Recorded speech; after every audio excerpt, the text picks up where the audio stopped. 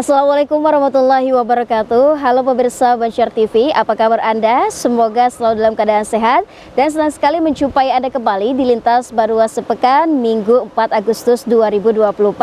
Tentunya bersama saya Amirat Nahar akan kami hadirkan informasi terpilih untuk Anda dan inilah informasi selengkapnya.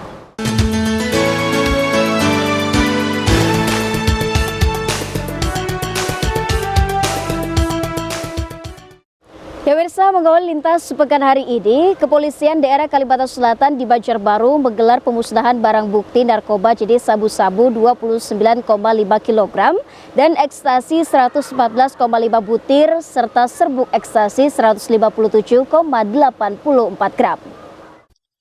Pelaksanaan pemusnahan barang bukti narkoba jenis sabu-sabu dan ekstasi ini dihadiri Wakapolda Kalsel Brigjen Pol Rusyanto Yuda Hermawan, turut mendampingi Ditres Narkoba Polda Kombes Pol Kelana Jaya yang mewakili Forkopimda dan tamu undangan lainnya.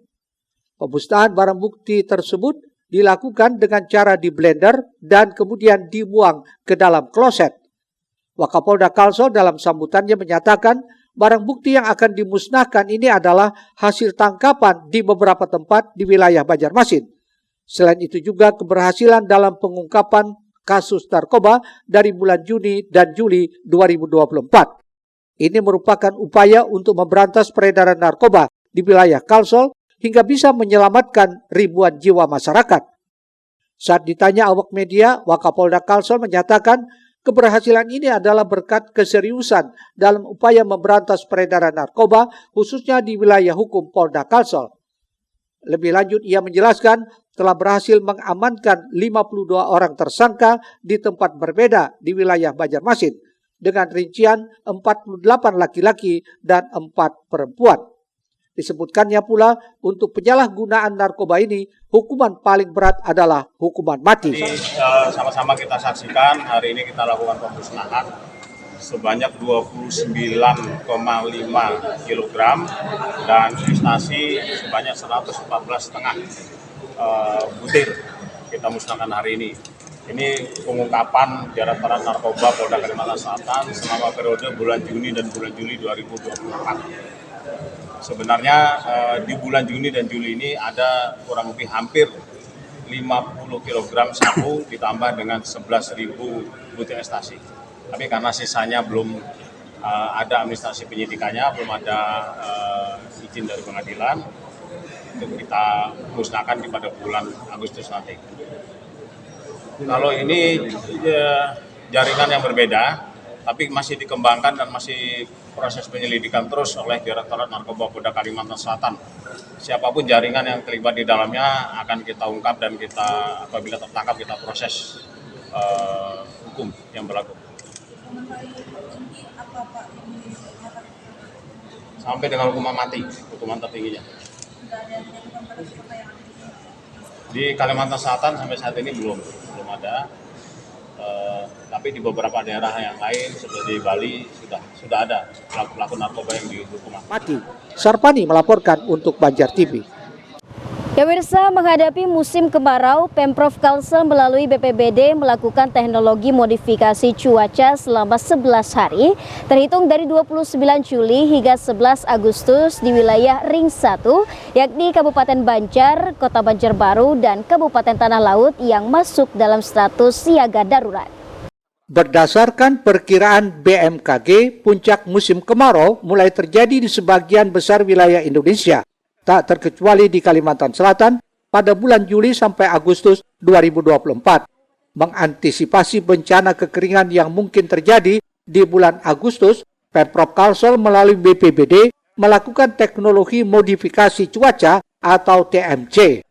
Modifikasi selama 11 hari dari tanggal 29 Juli sampai 11 Agustus dilakukan di wilayah Ring 1 meliputi Kabupaten Banjar, Kota Banjarbaru, dan Kabupaten Tanah Laut.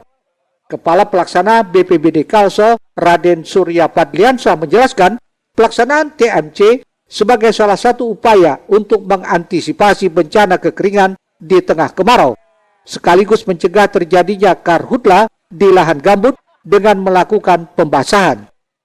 Mulai kegiatan koordinasi yang dilaksanakan oleh pemerintah pusat oleh BMKG, dan itu insya Allah dilaksanakan 11 hari yang mungkin nanti daerah-daerah yang dilaksanakan oleh mereka di udara yang sudah ada petanya.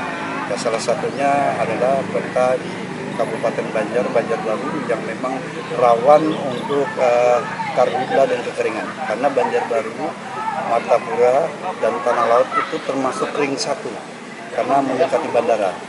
Jadi itu yang dijaga, sehingga kalau bandara diharapkan tidak terjadi karhutla dan perekonomian masyarakat bisa jalan.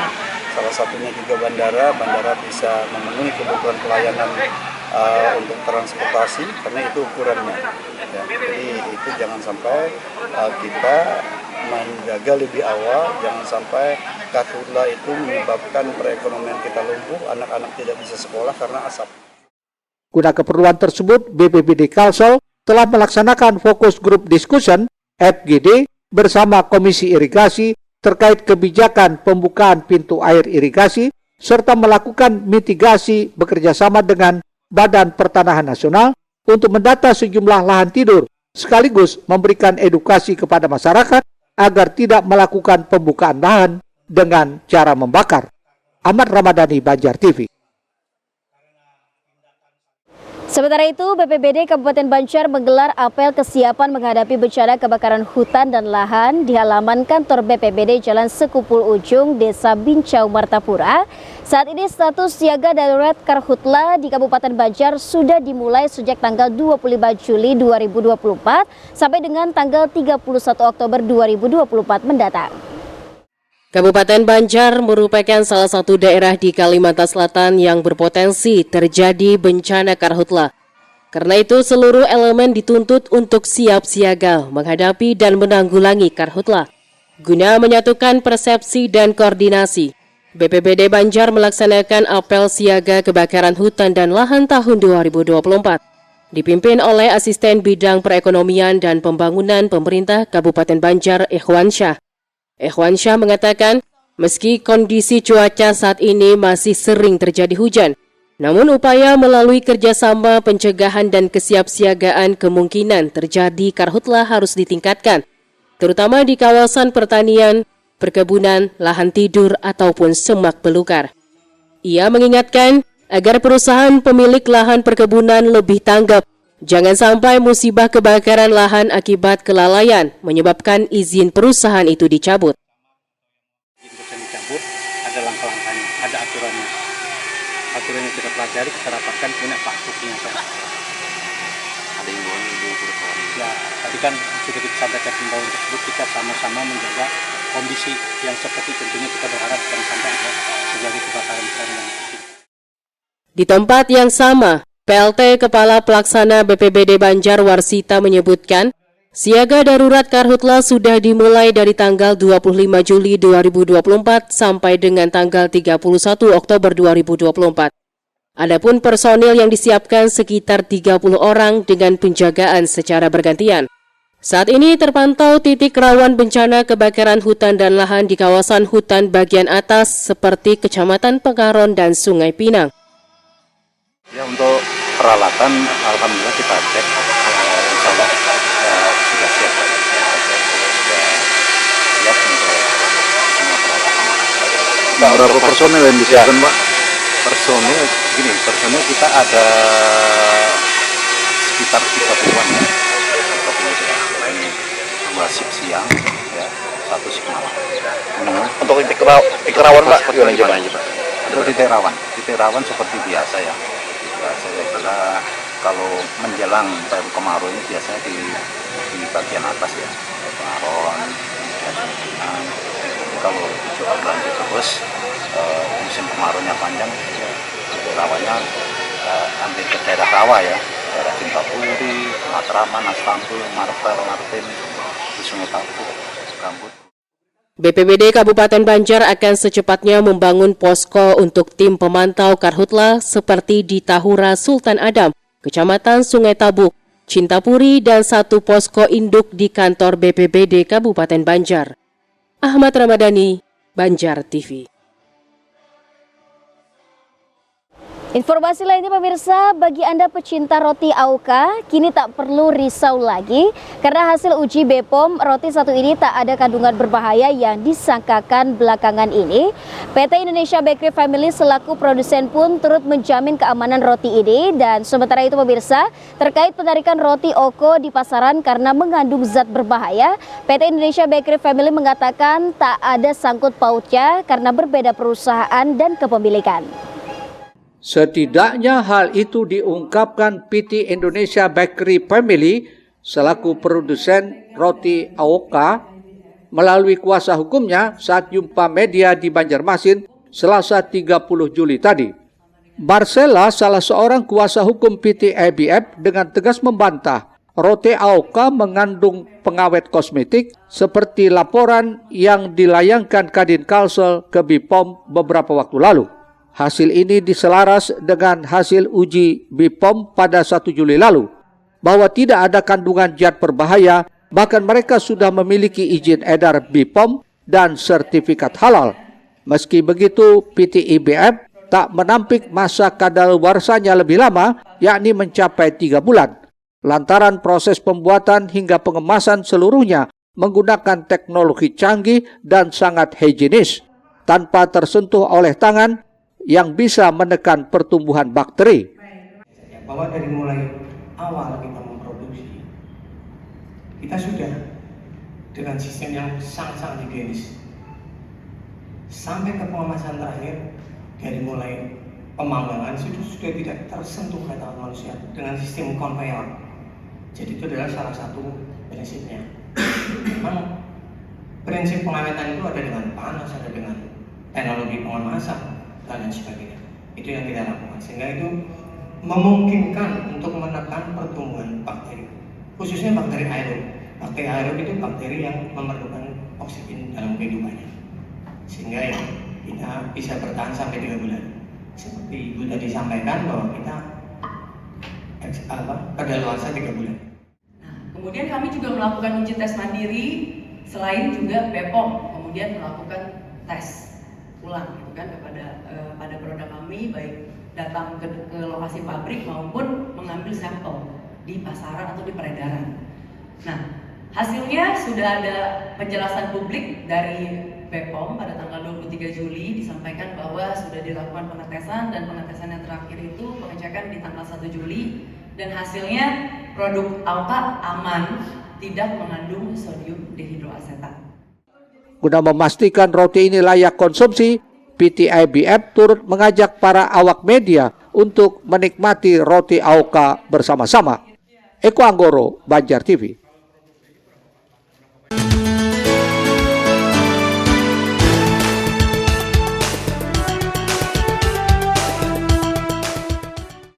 Baru-baru ini BPOM resmi menarik roti OKO di pasaran karena terbukti mengandung zat berbahaya untuk dikonsumsi. Banyak pula masyarakat yang bertanya-tanya apakah ada hubungannya antara roti AOKA dan OKO karena dilaporkan secara bersamaan ke BPOM.